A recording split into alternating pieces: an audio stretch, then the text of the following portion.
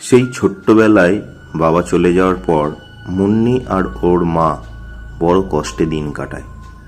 যখন যা কাজ পায় তাই করে কোনো রকমে মা মেয়ের দিন গুজরান হয়।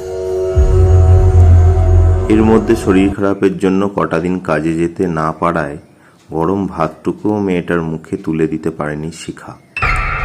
আজ আবার শিবরাত্রি।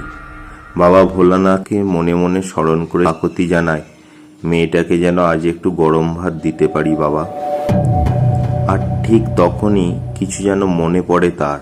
মুন্নি, তোর বন্ধুদের একটু ডেকে নিয়ে আয় না মা। বেশ ভালোই রোজগার হয়েছে আজ।